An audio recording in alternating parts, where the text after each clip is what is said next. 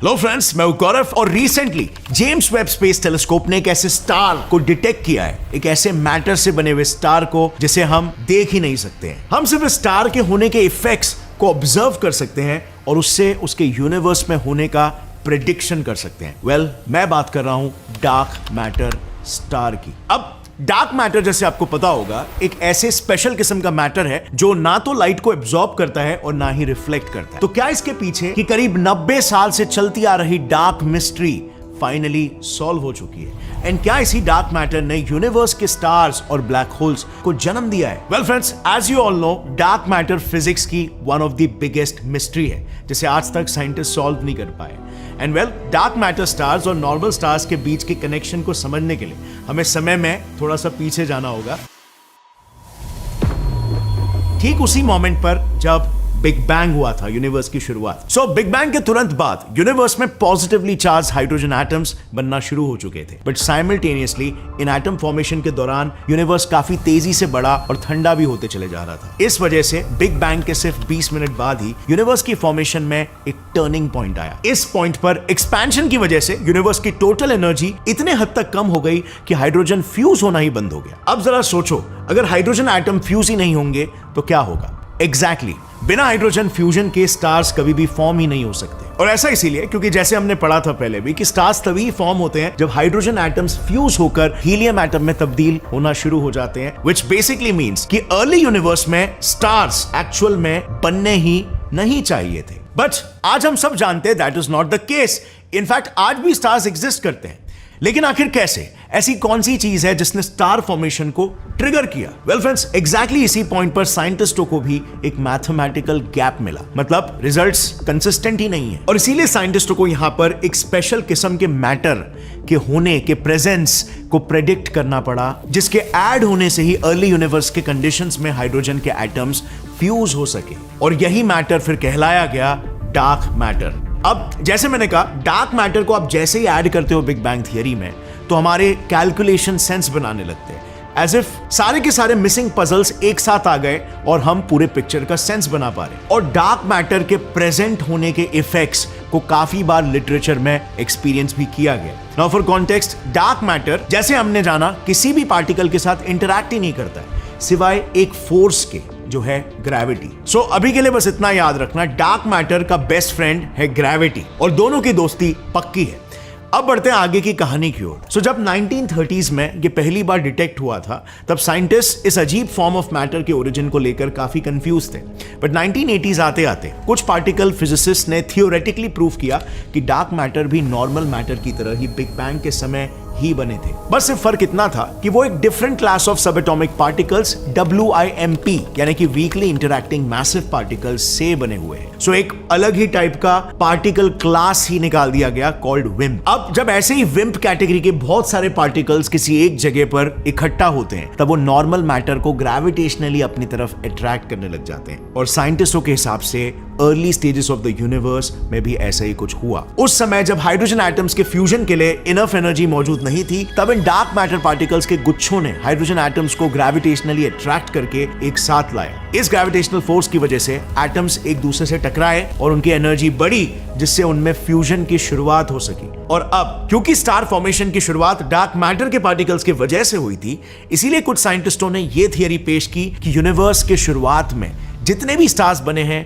वो सभी dark matter से बने हुए थे। But on the other hand, ऐसा भी एक साइंटिस्टों का ग्रुप था जो इस थियरी को मानने के लिए बिल्कुल भी तैयार नहीं था। अब इन दोनों ग्रुप्स में डिबेट चल ही रहा था कि एक नई डिस्कवरी हुई जिसने साइंटिस्टों के अब तक के बिलीफ को ही हिला कर रख दिया। इस नई डिस्कवरी ने यह प्रूव किया कि हमारी मिल्की वे गैलेक्सी के सेंटर में मौजूद super massive black hole Sagittarius A भी अर्ली यूनिवर्स में मौजूद डार्क मैटर पार्टिकल्स से ही बना हुआ है। दरअसल इन 3 रेप्यूटेड यूनिवर्सिटीज के researchers Sagittarius A supermassive black hole universe के फॉर्मेशन के 200 मिलियन साल बाद कैसे बना, इस पर स्टडी कर रहे थे, क्योंकि बिग बैंग थियरी के अनुसार यूनिवर्स के फर्स्ट स्टार्स ही कुछ 100 से 400 मिलियन साल बाद बने थे। And now as we all know, जब कोई स्टार फटता है एक सुपरनोवा विस्फोट में, तब जाकर एक ब्लैक होल का जन्म होता है। एंड उसमें भी किसी ब्लैक होल को सुपरमैसिव ब्लैक होल बनने में ही करीब 1 बिलियन साल लग जाते हैं। ऐसे नहीं है कि एकदम से सुपरमैसिव ब्लैक होल बन गया। तो यहां पर क्लियरली कुछ तो मिसिंग था। या तो बिग बैंग थियरी गलत थी या फिर हमारे ब्लैक होल्स की अंडरस्टैंडिंग इनकम्प्लीट सी थी। और इसे ही वेरीफाई करने के लिए इन तीनों रिसर्चर्स ने एक सुपर कंप्यूटर के जरिए अर्ली यूनिवर्स के कंडीशंस को क्रिएट किया। उसमें उन्होंने ये देखा कि यूनिवर्स में मौजूद डार्क मैटर पार्टिकल्स यानी कि विम्प्स ने सबसे पहले एक डोनट शेप के डिस्क को फॉर्म किया, और फिर जैसे ही वो डिस्क इवॉल्व होते चला गया, वो डिस्क एक सुपर मैसिव ब्लैक होल में तब्दील हो गया, और वो भी सिर्फ और सिर्फ 270 मिलियन ईयर्स में।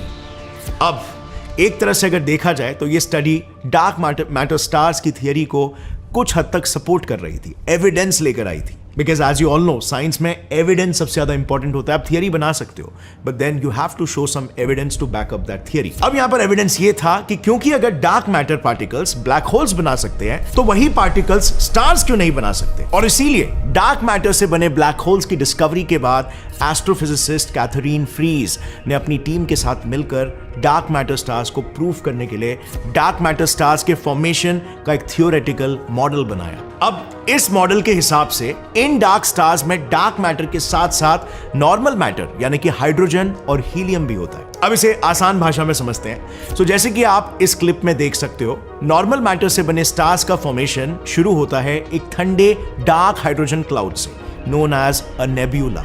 सो इस नेब्यूला में ग्रेविटी और प्रेशर के बीच एक टग ऑफ वॉर चल रहा होता है, जिसमें ग्रेविटी गैस मॉलिक्यूल्स को अंदर अट्रैक्ट कर रही होती है और गैस मॉलिक्यूल्स के बीच का प्रेशर उन्हें बाहर ढकेल रहा होता है। एंड एक पॉइंट के बाद ग्रेविटी की वजह से ज्यादा गैस मॉलिक्यूल्स सेंटर की तरफ अट्रैक्ट होते चले जाते हैं, जिससे कि वो सेंटर का हिस्सा काफी डेंस हो जाता है। इसके बाद वहां पर मौजूद गैस मॉलिक्यूल्स गर्म होना शुरू हो जाते हैं, बिकॉज जहां पर डेंसिटी ज्यादा है वहां पर प्रेशर ज्यादा है, रिजल्टिंगली टेम्परेचर ज्यादा है, एंड एक प्रोटोस्टार का जन्म हो जाता है। ये प्रोटोस्टार अगले 5 लाख सालों तक और भी ज्यादा गर्म और डेंस होते चले जाता है, यानी कि इवॉल्व होते चले जाता है, जिसकी वजह से उसके कोर का तापमान एट द एंड कुछ 15 मिलियन डिग्रीज तक गर्म हो जाता है। अब ये टेम्परेचर इतना गर्म होता है कि इसके वजह से हाइड्रोजन गैस के मॉलिक्यूल्स हीलियम में फ्यूज होना शुरू हो जाते हैं और एक स्टार का जन्म होना शुरू हो जाता है। अब बिल्कुल ऐसे ही डार्क मैटर स्टार फॉर्मेशन के वक्त भी होता है। इसमें फर्क सिर्फ इतना होता है कि उन हाइड्रोजन मॉलिक्यूल्स की खुद की ग्रेविटी के बजाय डार्क मैटर के क्लाउड्स की ग्रेविटी हाइड्रोजन एटम्स को अट्रैक्ट करती है, जिसे डार्क मैटर कैप्चर कहते हैं। और फिर ये डार्क मैटर पार्टिकल्स उन नॉर्मल एटम्स को वो एक्स्ट्रा एनर्जी देते हैं, जिससे फ्यूजन की शुरुआत होती है। इस फ्यूजन में इतनी एनर्जी रेडिएट होती है कि स्टार डार्क मैटर से बनने के बावजूद भी सन से करीब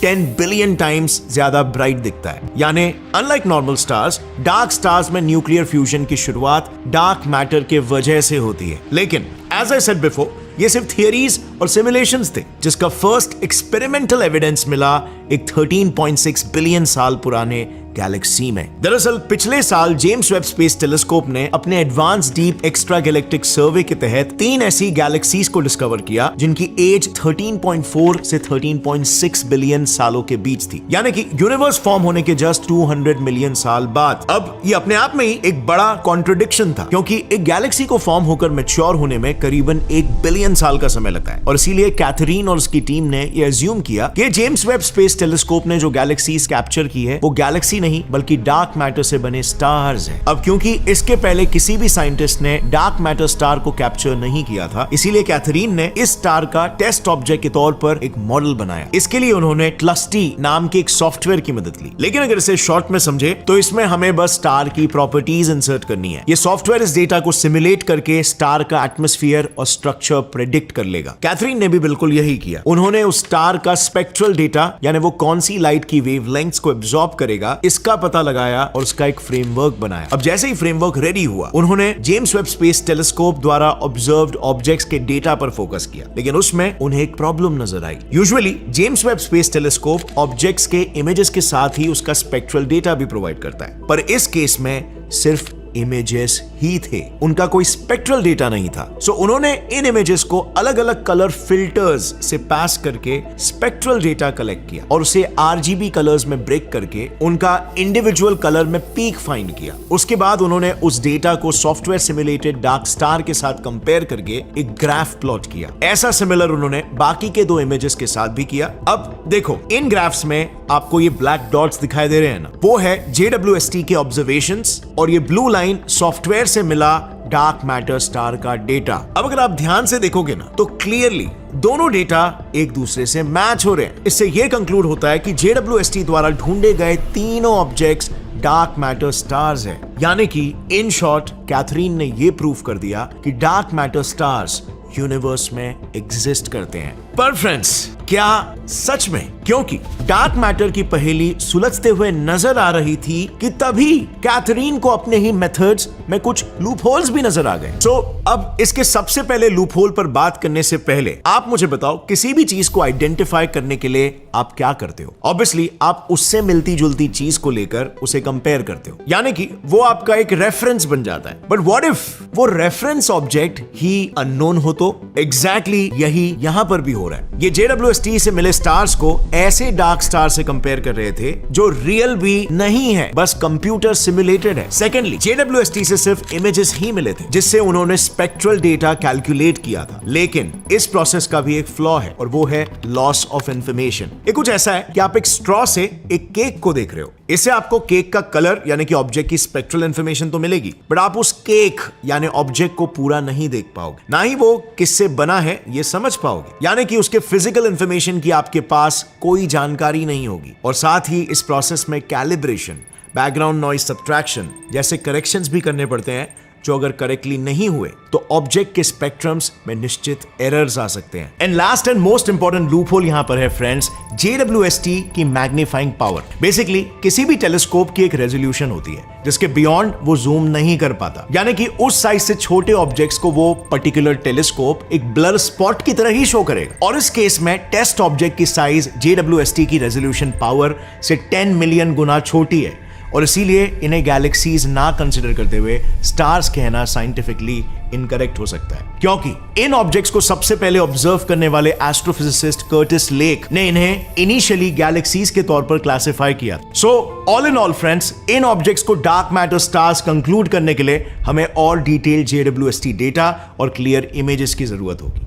और ऐसा ही कुछ JWST ने रिसेंटली भी किया था, जहां उसे कुछ ऐसा डेटा मिला था कि हमने अर्थ जैसा एक एक्सोप्लैनेट ढूंढ लिया, एग्जैक्टली अर्थ जैसा। अब इस खबर के बारे में सुनकर नासा के सभी एम्प्लॉइज 7वें आसमान पर पहुंच गए थे, इतनी बड़ी न्यूज थी ये। बट एग्जैक्टली ये कौन सा डेटा था और ये डेटा क्या कह रहा था, ये मैंने इस वीडियो में पूरा डिटेल में एक्सप्लेन किया है, जिसे I will recommend you to go and check it out. अगर आज के इस वीडियो से आपको कुछ भी नया सीखने मिला फ्रेंड्स, तो एक लाइक जरूर ठोकना और सब्सक्राइब करना ना भूले ऐसे इंटरेस्टिंग वीडियोस के लिए। See you next time, stay curious, Jai Hind.